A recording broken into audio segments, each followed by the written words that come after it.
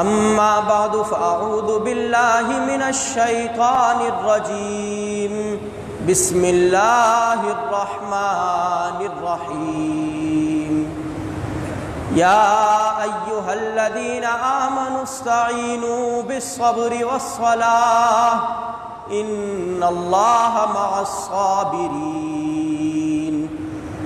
ولا تقولوا لمن يقتل في سبيل الله أموات بل أحياء ولكن لا تشعرون ولنبلونكم بشيء من الخوف والجوع ونقص من الأموال والأنفس والثمرات وبشر الصابرين الذين إذا أصابتهم مصيبة قالوا إنا لله وإنا إليه راجعون صدق الله العظيم اللهم صل على محمد وعلى آل محمد كما صليت على إبراهيم وعلى آل إبراهيم إنك حميد مجيد اللهم بارك على محمد وعلى آل محمد كما باركت على إبراهيم وعلى آل إبراهيم إنك حميد مجيد محترم عزیزوں، بزرگوں، نوجوانوں، بچوں، پردہ دار ماؤں اور بہنوں، سابقہ خطبوں میں ہم نے حضرت ابو بکر صدیق رضی اللہ عنہ خلیفہ اول، حضرت عمر فاروق رضی اللہ عنہ خلیفہ ثانی، حضرت عثمان غنی رضی اللہ تعالی عنہ خلیفہ ثالث اور خلیفہ رابع حضرت علی رضی اللہ تعالی عنہ کے بیٹے حضرت حسین رضی اللہ عنہ کی سیرت اور ان کی شہادت اور ان کی زندگی کے واقعات آپ کے سامنے بیان کیے۔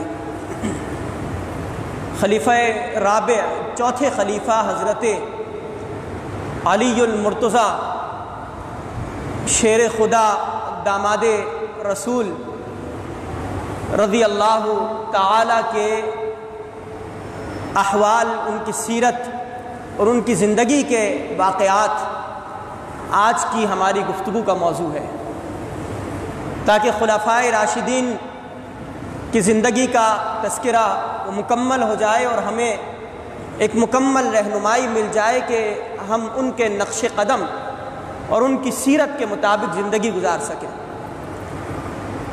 حضرت علی رضی اللہ تعالی عنہ ابو طالب کے بیٹے ہیں۔ ابو طالب جو نبی اکرم صلی اللہ علیہ وسلم کے چچا، ان کا نام عبد العزیٰ ہے۔ عزیٰ ایک بہت بڑے بت کا نام ہے، اور عبد العزیٰ کا مطلب کہ عزیٰ کا بندہ، اور ان کی کنیت ابو طالب ہے۔ حضرت علی رضی اللہ تعالی عنہ کی والدہ فاطمہ بنت اسد ہیں، اور جناب ابو طالب بھی اور حضرت علی کی والدہ فاطمہ بنت اسد دونوں ہاشمی خاندان سے تعلق رکھنے والے ہیں۔ اسی لیے حضرت علی رضی اللہ تعالی عنہ کو نجیب الطرفین کہا جاتا ہے، یعنی جن کے والدین دونوں ہاشمی خاندان سے تعلق رکھتے ہیں۔ جناب ابو طالب کو ایمان قبول کرنے کی سعادت نصیب نہ ہو سکی، لیکن آپ کی والدہ فاطمہ بنت اسد رضی اللہ تعالی عنہا، انہوں نے ایمان قبول کیا اور مدینہ منورہ میں ایمان کی حالت میں ان کا انتقال اور ان کی وفات ہوئی۔ حضرت علی رضی اللہ تعالی عنہ کا ان کے والدین نے جو نام رکھا تھا وہ حیدر تھا، اور ایک روایت میں آتا ہے کہ اسد ان کا دوسرا نام تھا۔ اسد اور حیدر دونوں بہادری کی طرف راجے ہیں اور دونوں کا مطلب اور معنی بہادری کے معنی میں ہے کہ اسد کا معنی وہ شیر ہے، یعنی شیر خدا۔ تو حضرت علی رضی اللہ تعالیٰ عنہ جب وہ 10 سال کی عمر میں تھے تب نبی اکرم صلی اللہ علیہ وسلم کو اللہ رب العالمین نے نبوت کے مرتبے پر سرفراز فرمایا۔ 13 سال کی عمر میں حضرت علی رضی اللہ تعالیٰ عنہ نے ایمان قبول فرمایا۔ 13 سال کے کم عمر بچے ہیں، اسی لیے روایات کو اگر اکٹھا کیا جائے تو ہمارے سامنے یہ بات نمایاں ہوتی ہے کہ عورتوں میں سب سے پہلے ایمان لے کر آنے والی خاتون حضرت خدیجۃ الکبریٰ رضی اللہ عنہا ہے، جو نبی اکرم صلی اللہ علیہ وسلم کی زوجہ مطہرہ ہے۔ مردوں میں اور بڑی عمر کے لوگوں میں سب سے پہلے ایمان آپ کے قریبی دوست حضرت ابوبکر صدیق رضی اللہ تعالیٰ عنہ لے کر آئے۔ غلاموں میں سب سے پہلے حضرت زید بن حارثہ رضی اللہ تعالیٰ عنہ نے ایمان قبول کیا، اور کم عمر بچوں میں حضرت علی رضی اللہ تعالیٰ عنہ نے سب سے پہلے ایمان قبول کیا۔ ایمان قبول کرنے کے بعد اگر آپ حضرت علی رضی اللہ تعالیٰ عنہ کی سیرت کا مطالعہ کریں تو 3 باتیں ہیں جو نمایاں ہمیں نظر آتی ہیں، اور بھی بہت سی چیزیں ہیں، لیکن ان چیزوں میں 3 باتیں جو حضرت علی رضی اللہ تعالیٰ عنہ کے اندر اتمام کمال موجود تھی۔ ان میں پہلی چیز حضرت علی رضی اللہ تعالیٰ عنہ کی شجاعت اور بہادری۔ سب سے بہادر شخصیت نبی اکرم صلی اللہ علیہ وسلم کی ذات گرامی ہے، اور آپ کے بعد جتنے بھی صحابہ آئے ان تمام صحابہ کے اندر سب سے بہادر اور شجاع حضرت علی رضی اللہ تعالیٰ عنہ تھے۔ حضرت علی کے بعد حضرت خالد بن ولید رضی اللہ تعالیٰ عنہ کا بہادری کے اندر مقام ہے۔ ان کے بعد ابو جہل جو اسلام کا سب سے بڑا دشمن تھا، اس کا بیٹا اکرمہ رضی اللہ تعالیٰ عنہ جس نے ایمان قبول کیا، وہ تیسرے نمبر پر بڑی بہادر شخصیت ہے۔ تو صحابہ کرام میں سب سے بہادر شخصیت وہ حضرت علی رضی اللہ تعالیٰ عنہ ہے۔ ان کی زندگی کا جو دوسرا نمایاں پہلو ہمارے سامنے آتا ہے وہ یہ کہ حضرت علی رضی اللہ تعالیٰ عنہ بہادری کے ساتھ ساتھ سخاوت میں بھی انتہائی اعلیٰ مقام رکھنے والے اور بہت بلند رتبہ رکھنے والے تھے، بہت سخی تھے اور اللہ کی راہ میں اپنا مال قربان کر دینے والے تھے۔ اور تیسرا پہلو جو حضرت علی رضی اللہ تعالیٰ عنہ کی زندگی کا ہمارے سامنے آتا ہے وہ یہ کہ اللہ رب العالمین نے حضرت علی رضی اللہ تعالیٰ عنہ کو بہت زیادہ فقاہت عطا فرمائی تھی۔ فقاہت کا مطلب یہ کہ سمجھ بوجھ اور دانائی اور بینائی اللہ رب العالمین نے حضرت علی رضی اللہ تعالیٰ عنہ کو بے انتہا عطا فرمائی تھی۔ ان 3 نمایاں پہلو کے حوالے سے چند واقعات میں آپ کے سامنے آگے چل کر بیان کروں گا۔ حضرت علی رضی اللہ تعالیٰ عنہ کی اگر فضیلت آپ پڑھیں اور اس کو سنیں، نبی اکرم صلی اللہ علیہ وسلم سے انتہائی گہرا تعلق حضرت علی رضی اللہ تعالیٰ عنہ کا تھا۔ واقعات میں آتا ہے کہ ہجرت کا موقع ہے، نبی اکرم صلی اللہ علیہ وسلم اور دیگر صحابہ کرام مکہ مکرمہ سے مدینہ منورہ کی جانب ہجرت فرما رہے۔ تمام صحابہ وہ مدینہ منورہ کی جانب چلے گئے، صرف 3 شخصیات باقی تھی، نبی اکرم صلی اللہ علیہ وسلم کی ذات گرامی، حضرت ابوبکر صدیق رضی اللہ عنہ اور حضرت علی المرتضیٰ رضی اللہ تعالی عنہ۔ یہ 3 افراد، ان کو ہجرت کرنا باقی تھا۔ نبی اکرم صلی اللہ علیہ وسلم اپنے گھر کے اندر موجود تھے، حضرت علی رضی اللہ تعالیٰ عنہ بھی آپ کے گھر کے اندر تشریف فرما ہے۔ کفار قریش کے لوگوں نے تقریباً 50 سے 60 افراد کو، مسلح افراد جن کے ہاتھ میں تلواریں، نیزے اور مختلف قسم کے ہتھیار موجود تھے، نبی اکرم صلی اللہ علیہ وسلم کے گھر کا انہوں نے محاصرہ کر رکھا تھا کہ جو ہی محمد گھر سے باہر نکلے گا مکہ سے مدینہ کی جانب ہجرت کے لیے تو ہم نعوذ باللہ اسے قتل کر دیں گے۔ 50 سے 60 افراد مسلح ہتھیاروں کے ساتھ لیس نبی اکرم صلی اللہ علیہ وسلم کے گھر کا محاصرہ کیے ہوئے ہیں۔ نبی کریم صلی اللہ علیہ وسلم نے حضرت علی رضی اللہ تعالیٰ عنہ کو فرمایا کہ میرے پاس یہ قریش مکہ کی امانتیں موجود ہیں، یعنی وہ آپ کے مخالف تھے لیکن اس کے باوجود نبی اکرم صلی اللہ علیہ وسلم کے پاس امانتیں رکھوایا کرتے تھے اور اپنا مال رکھوایا کرتے تھے۔ تو نبی کریم صلی اللہ علیہ وسلم نے حضرت علی سے فرمایا کہ اے علی، میرے پاس قریش مکہ کی امانتیں موجود ہیں، میں تمہیں یہ امانتیں سپرد کرتا ہوں اور میں ہجرت کے لیے مدینہ کی جانب جا رہا ہوں، تم ان امانتوں کو اگلے دن جن لوگوں کی امانتیں ان تک پہنچانا اور پھر مدینہ کی جانب ہجرت کر لینا۔ تو حضرت علی رضی اللہ تعالیٰ عنہ کو نبی اکرم صلی اللہ علیہ وسلم نے اپنے بستر پر لٹایا اور سلا دیا۔ نبی کریم صلی اللہ علیہ وسلم رات کی تاریکی میں، اس طرح کی تاریکی کہ کوئی ایک دوسرے کو صحیح انداز سے دیکھ نہ سکتا ہو، اور وہ 50 سے 60 افراد بھی موجود ہیں، نبی کریم صلی اللہ علیہ وسلم گھر سے باہر نکلتے ہیں، اکیلے اور تنہا مٹی اٹھاتے ہیں، مٹھی میں بھرتے ہیں، سورہ یاسین کی تلاوت کرتے ہیں اور مٹی اپنے سامنے کی جانب پھینکتے ہیں اور اس جملے کو ارشاد فرماتے ہیں کہ ہاشت الوجوہ، ہاشت الوجوہ، ہاشت الوجوہ، کہ ان لوگوں کی آنکھیں اور ان لوگوں کے چہرے یہ دیکھنے کے قابل نہ رہیں۔ اور پھر روایات میں آتا ہے کہ نبی کریم صلی اللہ علیہ وسلم ان لوگوں کے درمیان سے نکل کر ہجرت فرماتے ہیں اور ان لوگوں کو محسوس بھی نہیں ہوتا کہ نبی کریم صلی اللہ علیہ وسلم وہ رخصت ہو گئے، تاکہ صبح کا لمحہ آتا ہے، وہ مشرکین مکہ اور قریش کے لوگ نبی کریم صلی اللہ علیہ وسلم کے گھر کے اندر جھانک کر دیکھتے ہیں کہ آپ بستر پر لیٹے ہیں اور آرام فرما رہے ہیں۔ کسی کو یہ ہمت نہیں ہوتی کہ اندر جائے اور ان کو اٹھا سکے۔ کچھ دیر کے بعد جب وہ اٹھتے ہیں تو قریش مکہ دیکھ کر حیران رہ جاتے ہیں کہ بستر پر نبی اکرم صلی اللہ علیہ وسلم کے بجائے حضرت علی رضی اللہ تعالیٰ عنہ موجود ہیں، لہذا وہ حضرت علی رضی اللہ تعالیٰ عنہ کچھ بھی نہیں کہتے۔ یہ پہلی فضیلت حضرت علی رضی اللہ تعالیٰ عنہ کی ہے کہ ان کو یہ مقام اور مرتبہ ملا کہ نبی کریم صلی اللہ علیہ وسلم نے ہجرت کے موقع پر اپنی امانتوں کی سپردگی کے لیے حضرت علی رضی اللہ تعالیٰ عنہ کو اپنا جانشین بنایا۔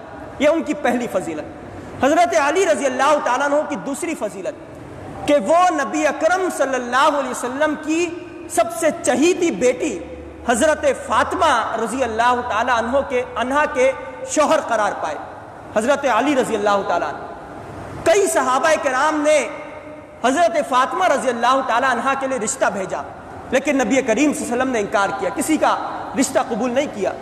ایک مرتبہ حضرت علی کو بلایا اور حضرت علی سے فرمایا کہ اللہ رب العالمین نے مجھے جن باتوں کا حکم دیا ہے ان باتوں میں سے ایک بات یہ بھی ہے کہ میں نے جن خواتین سے نکاح کیا اور اپنی بیٹیوں کا نکاح جن مردوں سے کیا اس کی اطلاع اللہ رب العالمین نے مجھے براہ راست دی ہے، اسی لیے میں نے یہ نکاح کیے، اور مجھے اللہ رب العالمین نے یہ حکم دیا ہے کہ اپنی بیٹی فاطمہ کا نکاح تم سے کرواؤں، لہذا کیا تمہارے پاس کچھ ساز و سامان موجود ہے؟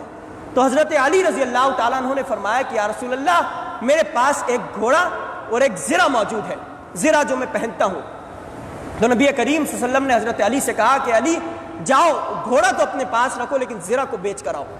زرہ فروخت کرنے کے لیے گئے، حضرت عثمان غنی رضی اللہ تعالیٰ عنہ نے 480 درہم میں حضرت علی رضی اللہ تعالیٰ عنہ سے وہ زرہ خریدی، اور پھر وہ جو پیسے آئے ان پیسوں سے حضرت علی اور حضرت فاطمہ رضی اللہ تعالیٰ عنہ مجمعین کا نکاح ہوا۔ یعنی حضرت فاطمہ رضی اللہ تعالیٰ عنہ وہ شخصیت کہ جو جنت کے اندر خواتین کی سردار قرار پائیں، اور ان کے بطن سے جو اولاد ہو رہی ہے حسن اور حسین رضی اللہ عنہما، وہ دونوں ایسی شخصیات کہ جن کے بارے میں نبی اکرم صلی اللہ علیہ وسلم نے فرمایا کہ سیدہ شباب اہل الجنہ، کہ یہ دونوں جنت کے جوانوں کے سردار ہوں گے۔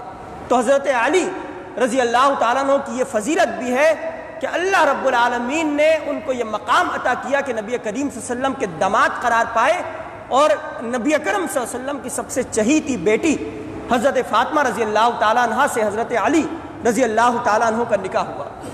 یہ جو حضرت علی میں 3 خوبیاں پائی جاتی ہیں کہ وہ بڑے شجاع اور بہادر شخصیت کے مالک تھے۔ اس قدر بہادر شخصیت کے مالک کے واقعات میں آتا ہے غزوہ بدر کا موقع ہے، اور عرب کا یہ دستور تھا کہ جب بھی کوئی غزوہ ہوتا اور مقابلہ ہوتا تو مقابلے سے پہلے ایک لشکر میں سے ایک فرد باہر نکلتا اور وہ دوسرے فرد اور دوسرے لشکر کو للکار کر کہتا کہ کیا تمہارے اندر کوئی مبارز موجود ہے، یعنی مقابلہ کرنے کی جرت کرنے والا موجود ہے، حل من مبارز۔ تو دوسرے لشکر سے بھی ایک فرد آگے آتا اور وہ مقابلہ کرتا، تو قریش مکہ کفار میں سے بدر کے موقع پر 3 افراد باہر آئے اور ان 3 افراد نے پکار کر کہا کہ کیا تمہارے اندر ایسے افراد موجود ہیں، مسلمانوں سے کہا، کہ جو ہمارا مقابلہ کر سکے؟ تو پہلے 3 صحابہ آگے بڑھے، وہ انصار صحابہ تھے۔ تو ان قریشیوں نے کہا کہ ہم چاہتے ہیں کہ اپنے ہم پلہ سے مقابلہ کریں، ہم انصاریوں سے مقابلہ نہیں کرنا چاہتے، ہم مہاجرین سے جو مکہ کو چھوڑ کر آئے ان سے لڑنا چاہتے ہیں۔ تو 3 صحابہ نبی کریم صلی اللہ علیہ وسلم نے بھیجے، ان میں ایک حضرت علی رضی اللہ تعالیٰ عنہ۔ حضرت علی رضی اللہ تعالیٰ عنہ اس وقت کم عمر تھے، 22 سال کی عمر تھی، انتہائی کم عمری میں ایک بڑے بہادر شخص کا مقابلہ کیا۔ ایسا بہادر شخص تھا کہ وہ کئی لوگوں کو ایک وقت میں مار سکتا تھا۔ ایسے شخص کا مقابلہ حضرت علی رضی اللہ تعالیٰ عنہ نے کیا، اور اس انداز سے کیا کہ جب حضرت علی رضی اللہ تعالیٰ عنہ کی تلوار کے جس کا نام ذوالفقار تھا، جب حیدر کی تلوار چمکی تو اس شخص کا سر وہ تن سے جدا ہو گیا، اور کفار کے اندر ایک دھاگ بیٹھ گئی کہ مسلمان وہ بڑے بہادر ہیں، یہ مکہ سے جو لوگ ہجرت کر کے آئے اور یہ جو انصار موجود ہیں یہ بڑے بہادر لوگ ہیں، یہ اپنے ایمان کے بلبوتے پر ہمیں شکست دے سکتے ہیں اور ہرا سکتے ہیں۔ تو بدر کے موقع پر حضرت علی رضی اللہ تعالیٰ عنہ کی بہادری یہ اس بات کا ذریعہ بنی کہ کفار کے دلوں کے اندر مسلمانوں کا رعب اور دبدبہ بیٹھا۔ آپ کی بہادری اور شجاعت کا دوسرا واقعات میں آتا ہے کہ غزوہ خیبر کا موقع ہے۔ غزوہ خیبر ایک ایسا علاقہ ہے خیبر کا کہ جس میں بہت سارے یہودیوں کے قلعے ہیں۔ نبی اکرم صلی اللہ علیہ وسلم اور صحابہ کرام ایک قلعہ وہ فتح کرتے چلے جا رہے ہیں۔ ایک آخری قلعہ موجود ہے، مرحب کا قلعہ ہے، قموس اس قلعے کا نام ہے۔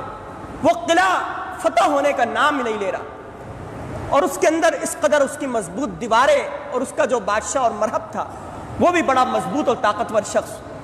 تو حضرت علی رضی اللہ تعالیٰ عنہ بھی اس غزوے کے اندر شریک تھے۔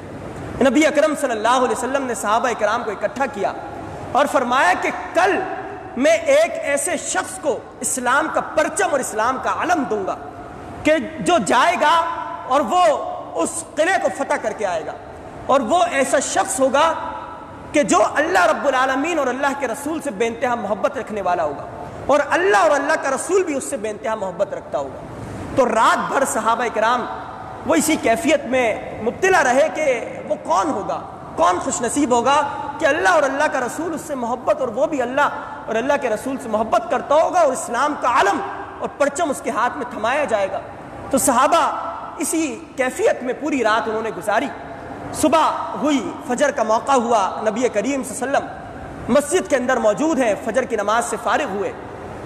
صحابہ کرام سے پوچھا کہ علی کہاں ہے؟ تو صحابہ کرام نے کہا کہ علی ہمارے درمیان موجود نہیں ہے۔ حضرت علی رضی اللہ تعالیٰ عنہ کی آنکھ کے اندر تکلیف تھی، ایسی تکلیف تھی کہ آنکھ سے پانی بہتا تھا اور سخت تکلیف تھی، اور ان کو اپنے سامنے کا صحیح انداز سے نظر نہیں آتا تھا۔ تو صحابہ کرام نے فرمایا کہ حضرت علی کی آنکھوں میں تکلیف ہے، اس تکلیف کی وجہ سے وہ اپنے خیمے میں آرام کر رہے ہیں۔ تو نبی کریم صلی اللہ علیہ وسلم نے صحابہ کو بھیجا کہ جاؤ علی کو لے کر آؤ۔ تو 2 صحابہ حضرت علی رضی اللہ تعالیٰ عنہ کو اپنے کندھوں پر لے کر آئے۔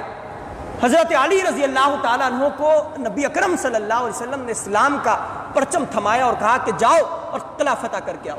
حضرت علی نے کہا کہ یا رسول اللہ میری آنکھوں میں تکلیف ہے، آنکھیں دکھ رہی ہیں، میں سامنے کا نہیں دیکھ سکتا۔ تو نبی اکرم صلی اللہ علیہ وسلم نے اپنا لعاب دہن وہ اپنے ہاتھ میں لیا، اور دونوں ہاتھوں سے حضرت علی رضی اللہ تعالیٰ عنہ کی آنکھوں پر وہ لعاب لگایا۔ حضرت علی فرماتے ہیں کہ وہ لعاب میری آنکھوں پر لگا، اس کے بعد سے آخر تک کبھی ایسا نہیں ہوا کہ میری آنکھ دکھی ہو اور اس کے اندر درد ہوا۔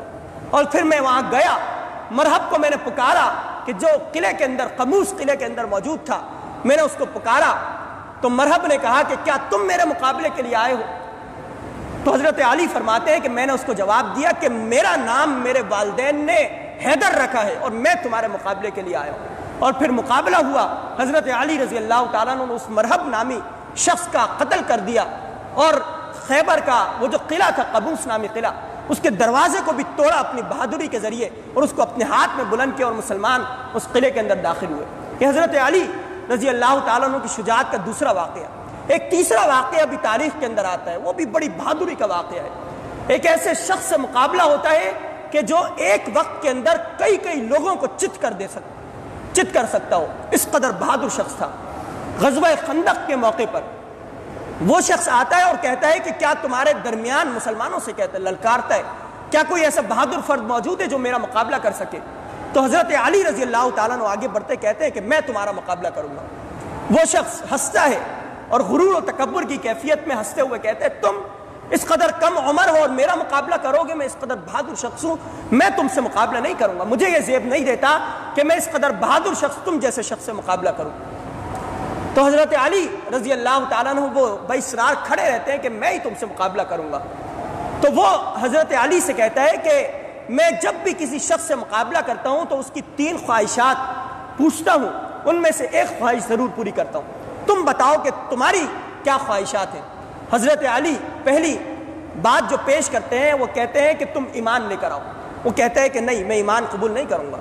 حضرت علی دوسری بات کہتے ہیں کہ تم میرے مقابلے پر نہ آؤ اور مقابلے کے بغیر واپس چلے جاؤ، تم لڑنے کی ہمت نہیں رکھتے، میرے مقابلے میں نہیں آؤ۔ وہ کہتا ہے کہ یہ کیسے ممکن ہے کہ میں تم سے مقابلہ نہ کروں؟ میں تو ایک ایک وقت کے اندر کئی لوگوں کو قتل کر سکتا ہوں، اس قدر شجاع اور بہادر ہوں۔ تو حضرت علی رضی اللہ تعالیٰ عنہ پھر تیسری بات جو اس کے سامنے پیش کرتے ہیں وہ یہ کہ اچھا تم اگر ایمان بھی قبول نہیں کرتے، واپس بھی نہیں جانا چاہتے، تو میری تیسری خواہش یہ ہے کہ آؤ اور میرا مقابلہ کرو۔ تو وہ چونکہ 3 خواہشات میں سے ایک کو ضرور قبول کرتا ہے، وہ حضرت علی رضی اللہ تعالیٰ عنہ کی اس بات کو پورا کرتا ہے، اور تاریخ یہ بات بتاتی ہے کہ حضرت علی رضی اللہ تعالیٰ عنہ پہلا وار کرتے اور اس کا سر تن سے جدا ہو جاتا ہے، اس قدر بہادری کے مالک۔ تو حضرت علی رضی اللہ تعالیٰ عنہ کی اوصاف میں سے پہلی صفت یہ ہے کہ بڑے بہادر شخص تھے۔ آپ کی دوسری صفت کہ اللہ رب العالمین نے آپ کو بے انتہا فقاہت اور سمجھ بوجھ عطا کی تھی، بہت زیادہ سمجھ بوجھ۔ واقعات میں آتا ہے کہ نبی اکرم صلی اللہ علیہ وسلم حضرت علی رضی اللہ تعالیٰ عنہ کو بلاتے ہیں اور ان سے کہتے ہیں کہ میں تمہیں یمن کا گورنر بنا کر بھیجتا ہوں۔ تو حضرت علی کہتے ہیں کہ یا رسول اللہ، اگر میرے سامنے کوئی فیصلہ آئے تو میں کس انداز سے فیصلہ کروں؟ مجھ میں تو اتنی استطاعت نہیں ہے، صلاحیت نہیں ہے۔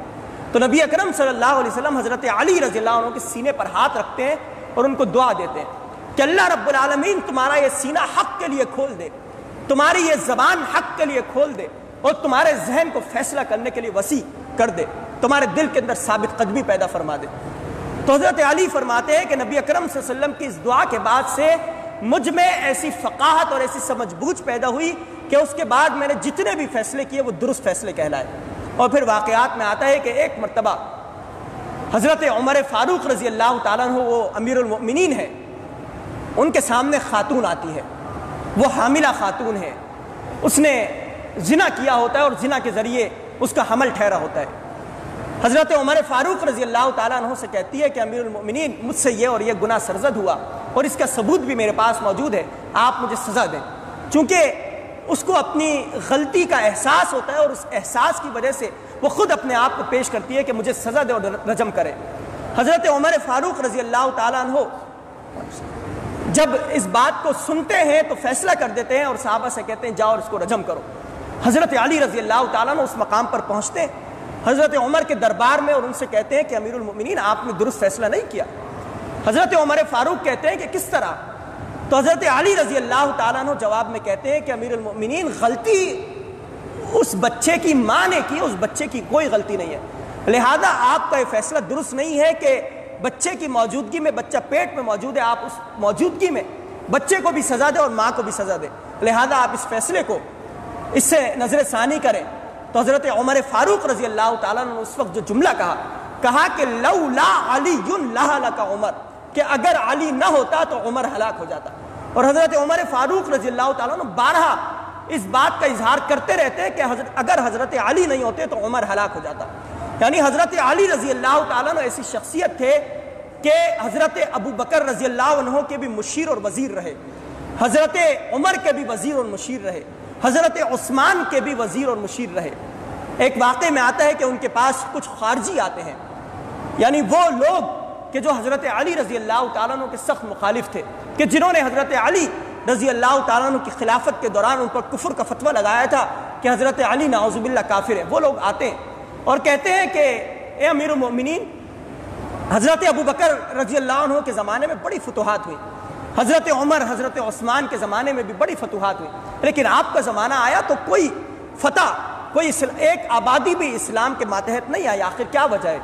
تو حضرت علی جواب میں کہتے ہیں کہ جب حضرت ابو بکر تھے تو میں ان کا وزیر اور مشیر تھا، حضرت عمر کا وزیر اور مشیر میں تھا، حضرت عثمان کا وزیر اور مشیر میں تھا، لیکن جب میری امارت آئی اور میں امیر بنا تو تم جیسے لوگ میرے وزیر اور مشیر قرار پائے، لہذا میں کس طرح علاقوں کو فتح کروں؟ تو حضرت علی رضی اللہ تعالیٰ عنہ کی دوسری نمایاں خصوصیت کہ اللہ رب العالمین نے ان کو بڑی فقاہت اور سمجھ بوجھ عطا کی تھی، اسی لیے حضرت عمر فرماتے تھے کہ اگر علی نہ ہوتا تو عمر ہلاک ہو جاتا۔ ایک واقعے میں آتا ہے کہ حضرت حذیفہ بن یمان رضی اللہ عنہ جو صاحب و سر رسول اللہ ہے، نبی کریم صلی اللہ علیہ وسلم کے رازدان صحابی ہیں، ان کو نبی کریم صلی اللہ علیہ وسلم نے منافقین کی پوری فہرست بتائی تھی اور کہا تھا کہ کسی کو بتانا نہیں کہ کون کون منافق ہے۔ حضرت عمر عموماً ان کے پاس آیا کرتے تھے اور پوچھتے تھے کہ کیا کہیں میں تو ان منافقین کی فہرست میں شامل نہیں ہوں؟ تو ایک مرتبہ حضرت عمر اور حضرت حذیفہ بن یمان رضی اللہ تعالیٰ عنہ کا آمنا سامنا ہوا۔ حضرت عمر نے حضرت حذیفہ سے کہا کہ حذیفہ تمہارے کیا حال احوال ہیں، اپنے حالات کے بارے میں کچھ بتاؤ۔ تو حضرت حذیفہ رضی اللہ تعالیٰ عنہ نے کچھ عجیب و غریب سا جواب دیا، ایسا عجیب و غریب سا جواب کہا کہ میں فتنوں سے محبت رکھتا ہوں اور میں حق کو مکروہ سمجھتا ہوں اور جس چیز کو تخلیق نہیں کیا گیا اس پر ایمان رکھتا ہوں اور جو چیز نظر نہیں آتی اس پر یقین رکھتا ہوں اور میں صلاۃ بغیر وضو کے پڑھتا ہوں اور جو اللہ کے پاس موجود نہیں ہے وہ میرے پاس موجود ہے۔ حضرت حذیفہ رضی اللہ تعالیٰ عنہ نے یہ 6 جواب دیے اور اس کے بعد وہ اپنے مقام پر تشریف لے گئے۔ حضرت عمر فاروق رضی اللہ تعالیٰ عنہ اس کے بعد سے پریشان تھے کہ حذیفہ نے کیسا عجیب و غریب سا جواب دیا۔ حضرت علی رضی اللہ تعالیٰ عنہ تشریف لائے، حضرت علی کے سامنے بیان کیا، کہا کہ میں مسلسل بدگمانی میں مبتلا ہوں کہ حذیفہ نے یہ کیسا عجیب و غریب سا جواب دیا ہے، آپ مجھے اس کی تشریح کریں گے کیا؟ تو حضرت علی رضی اللہ تعالیٰ عنہ نے کہا کہ حضرت حذیفہ نے جو کچھ کہا وہ درست کہا۔ پہلی بات جو کی کہ میں فتنوں سے محبت رکھتا ہوں۔ قرآن کریم میں اللہ رب العالمین نے فرمایا کہ انما اموالکم و اولادکم فتنہ، کہ تمہارا مال اور تمہاری اولاد وہ فتنہ ہے۔ تو اس سے ان کی مراد یہ تھی کہ ہر شخص اپنے مال سے اور اپنی اولاد سے محبت رکھتا ہے، تو فتنوں سے محبت رکھنے کا مطلب کہ وہ اپنی آل اور اولاد سے محبت اور اپنے مال سے محبت رکھتے ہیں۔ دوسری بات جو کہی کہ میں حق کو مکروہ سمجھتا ہوں، ناپسند کرتا ہوں، تو حضرت علی نے جواب میں فرمایا اس قدر فقیہ تھے کہ ہر چیز اس کی تہ تک پہنچ سکتے تھے اور سمجھ بوجھ ان کو حاصل تھی۔ جواب میں کہا کہ قرآن کریم میں اللہ نے فرمایا موت کے بارے میں کہ ان ھذا لہو حق الیقین، کہ موت یہ یقینی حق ہے اور یقینی چیز ہے۔ تو حضرت علی رضی اللہ تعالیٰ عنہ نے حضرت عمر سے کہا کہ ہر شخص وہ موت کو ناپسند کرتا ہے اور مکروہ سمجھتا ہے، اسی لیے جب بھی کوئی بیمار ہوتا ہے تو فوراً معالجہ کرتا ہے کہ کہیں ایسا نہ ہو کہ موت طاری ہو جائے۔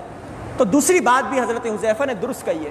تیسری بات جو کی کہ جس کی تخلیق نہیں ہوئی اس پر ایمان رکھتا ہوں، تو قرآن کریم جو ہے وہ اللہ کی مخلوق نہیں ہے بلکہ اللہ رب العالمین کا کلام ہے اور وہ اس پر ایمان رکھتے ہیں۔ چوتھی بات کہ جو چیز نظر نہیں آتی اس پر یقین رکھتا ہوں، تو اللہ رب العالمین کسی کو نظر نہیں آتا اس لیے وہ اللہ پر یقین رکھتے ہیں۔ پانچویں بات جو حضرت حذیفہ رضی اللہ عنہ نے کی کہ جو چیز مجھے نظر نہیں آتی میں اس پر یقین رکھتا ہوں، تو اللہ رب العالمین نظر نہیں آتا لہذا میں اس پر یقین رکھتا ہوں۔ اور جو یہ بات کی کہ صلاۃ میں بغیر وضو کے صلاۃ ادا کرتا ہوں، تو صلاۃ کا لفظی ترجمہ وہ درود شریف ہے، اور درود شریف ایک ایسی چیز ہے کہ جسے بغیر وضو کے بھی انسان اپنی زبان سے ادا کر سکتا ہے۔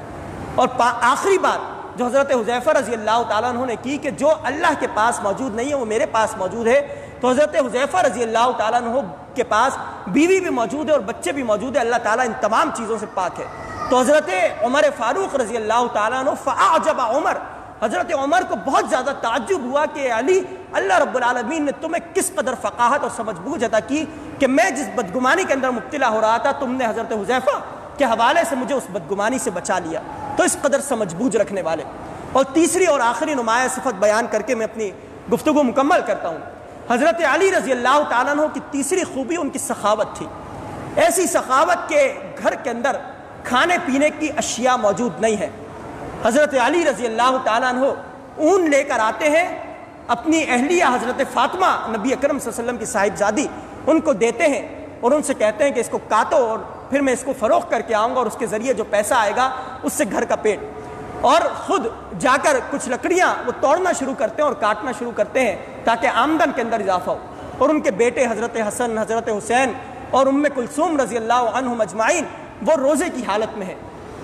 حضرت علی رضی اللہ تعالیٰ عنہ کے گھر میں افطار کے عین لمحے میں کچھ کھانے پینے کا سامان موجود ہوتا ہے. سب افطار کے لیے بیٹھے ہوئے ہوتے ہیں کہ ایک مسکین آتا ہے اور وہ آواز لگاتا ہے کہ کیا کوئی ہے جو مجھے کچھ کھلائے. تو حضرت علی رضی اللہ تعالیٰ عنہ جو کھانا موجود ہوتا ہے جاتے ہیں اس مسکین کو دے دیتے ہیں. دوسرے دن آتا ہے، دوسرے دن دوبارہ یہی کیفیت، دوبارہ سے روزے کی حالت میں ہے. افطار کے لیے سب گھر والے تشریف فرما ہے.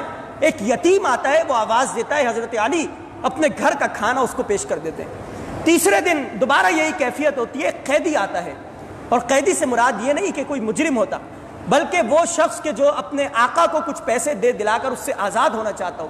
وہ قیدی آتا ہے اور وہ کچھ کھانے کے لیے مانگتا ہے، تو حضرت علی اپنے گھر والوں پر اس کو ترجیح دیتے ہیں اور اس کو دے دیتے ہیں. 3 دن سے بھوکے ہیں. نبی کریم صلی اللہ علیہ وسلم کی صاحبزادی وہ بھی بھوکی. آپ کے نبی اکرم صلی اللہ علیہ وسلم کے نواسے حضرت حسن، حضرت حسین وہ بھی بھوکے. نبی کریم صلی اللہ علیہ وسلم 3 دن کے بعد گھر کے اندر تشریف لاتے ہیں. دیکھتے ہیں کہ حسن حسین کی آنکھیں اندر کو دھس چکی ہے، گھر کے تمام افراد کے پیٹ اندر کو دھس چکے ہیں. پوچھتے ہیں کہ آخر کیا ماجرا ہے؟